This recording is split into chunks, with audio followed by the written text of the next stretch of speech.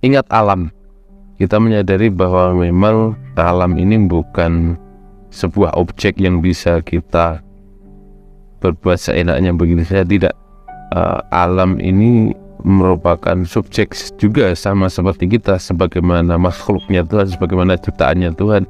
Kita sama-sama berposisi sebagai subjek, meskipun memang manusia dibekali kelebihan dibanding makhluk-makhluknya Tuhan yang lainnya.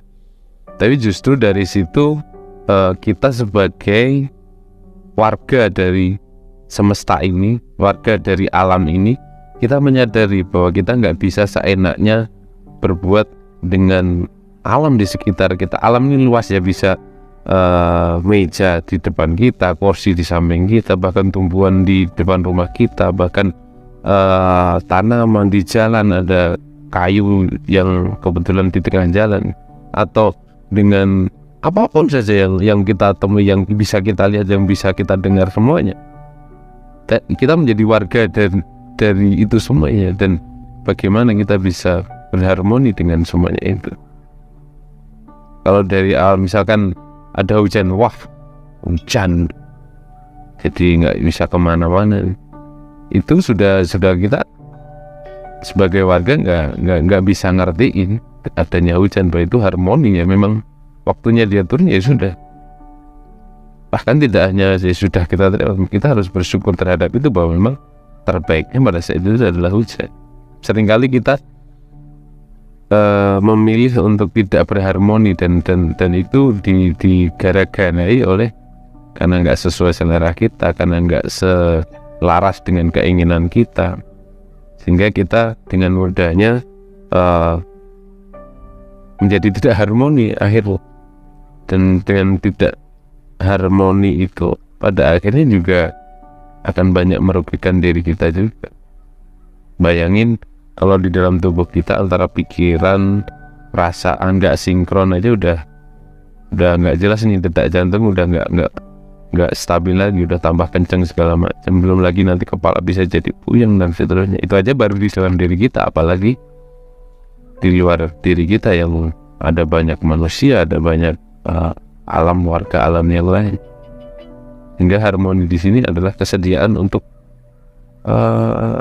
ya sadar bahwa memang kita ini nggak hidup sendirian, kita ada sesama manusia, bahkan ada sesama makhluk Tuhan. Seperti itu. Paling tidak kita eling, menyadari itu dulu.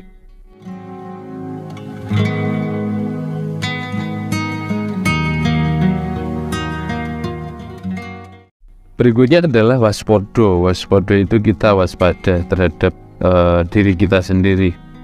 Jadi ada bagaimana kita betul-betul mewaspadai apa yang sedang terjadi di dalam pikiran kita, di dalam batin kita, dengan fisik kita. Kita waspada dengan kondisi kita, bagaimana menjaga imun fisik, imun pikir, imun batin kita. Terus kemudian ada satu lagi waspada terhadap sekitar kita, orang sekitar kita, lingkungan sekitar kita, semacam itu.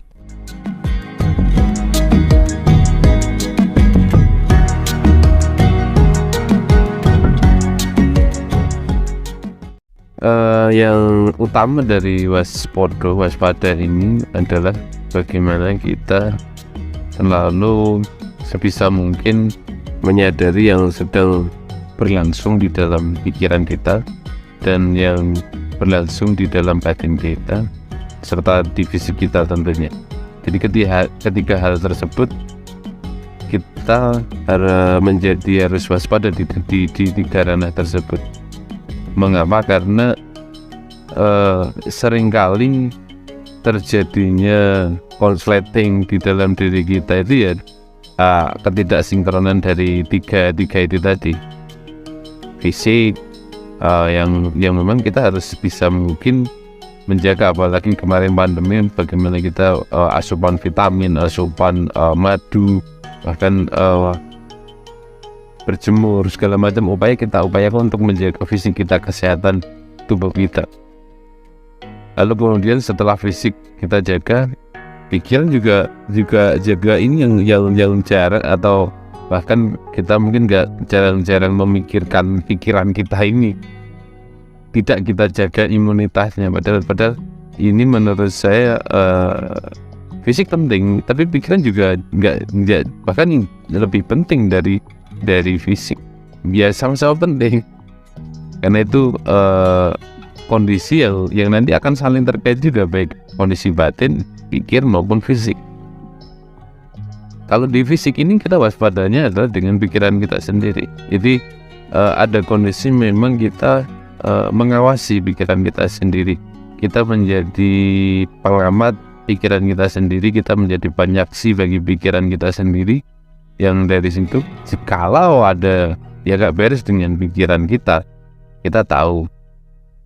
Jika ada hal yang itu nggak pas di dalam pikiran kita bisa ngerti, dan dari situ ya kita bisa tahu letak nggak beresnya di mana, dan kita bisa benahi itu. Dan di batin juga seperti itu.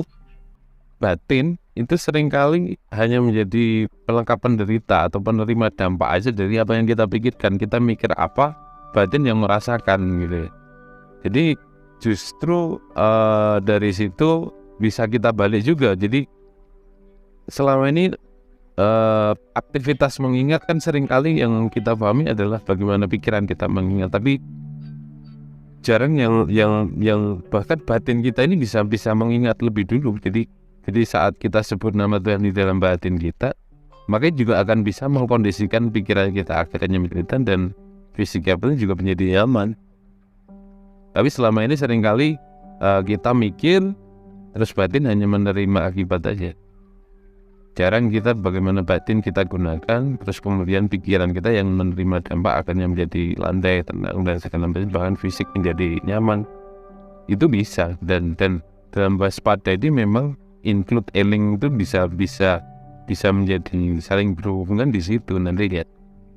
Jadi waspada di dalam diri ini adalah dengan kita satu memperhatikan apa yang terjadi di dalam pikiran kita, dan bagaimana batin kita ini, apakah sekedar hanya penerima dampak saja dari apa yang kita pikir, atau batin ini menjadi penyebab dari yang mengkondisikan pikiran kita dan fisik kita. Itu bisa terjadi dua-duanya.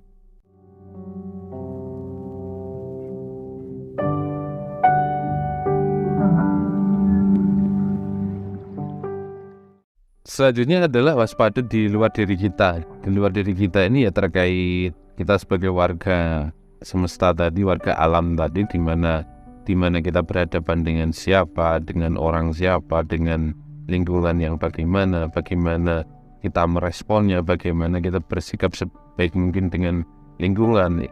Itu tak lain dari ranah waspadaan di luar diri ini. Jadi bagaimana kita memberi perhatian terhadap sekitar kita. Jadi ada kondisi di mana memang kalau itu bisa kita turun tangan, ya kita eksekusi. Tapi ada kalanya memang kita hanya diberi kemampuan untuk menyaksikan dan mengambil pelajaran. Ya apa yang bisa kita perbuat secara optimal pada waktu itu, ya sudah itu yang kita lakukan. Dan ini bagian dari kewaspadaan kita terhadap yang terjadi di luar diri kita. Itu apakah sesuatu yang primer atau bahkan sekunder bagi keberlangsungan diri dan orang-orang sekitar kita, atau itu merupakan sesuatu yang tidak perlu ditindaklanjuti. Itu bagian dari kewaspadaan kita terhadap di luar ini.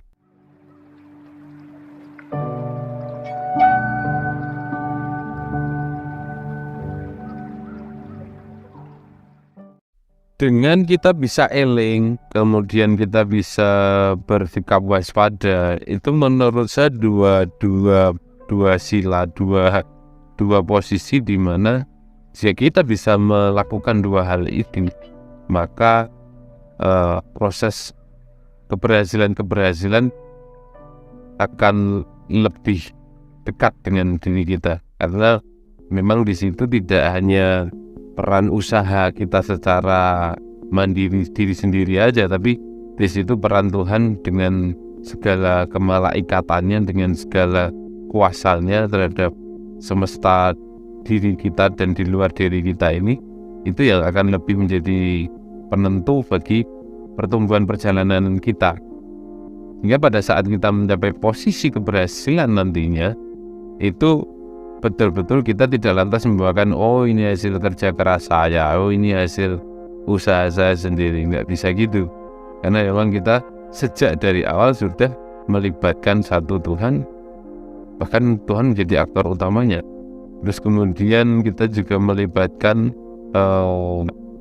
orang-orang sekitar kita, orang-orang yang berjasa dalam kehidupan kita, sehingga amat sangat tidak layak kalau kemudian kita tumeh begini, tumeh begitu. Kita menjadi sombong ketika karena keberhasilan ini, keberhasilan itu, dan itu kita anggap sebagai keberhasilan hasil usaha kita sendiri.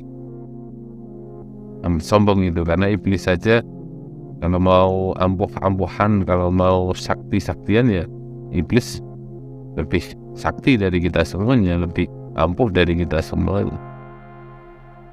Tapi satu hal, kesombongan, ojo tumeh, jangan sombong. Ini yang menjadi pakaian kita setelah keberhasilan kita diantarkan pada posisi yang berhasil. Pakaian berikutnya adalah kerendah hatian. Kalau begitu, kita betul-betul pandai pasor, kita betul-betul merasa bahwa yang terjadi di dalam hidup kita hampir 100% memang la haula wala quwata illa billah, tidak ada daya upaya kita sama sekali. Selain itu ya memang kekuatan Tuhan yang Maha Kuasa. Seperti itu. Ya oke teman-teman, demikian tadi video dari saya, Trisila Waswodo, Eling, dan Ojo Tumeh. Mudah-mudahan bisa bermanfaat bagi teman-teman semuanya, dan saya doakan mudah-mudahan teman-teman semuanya bisa selalu eling, bisa selalu waspada, dan berhasil dengan tetap Ojo Tumeh, tetap rendah hati. Terima kasih.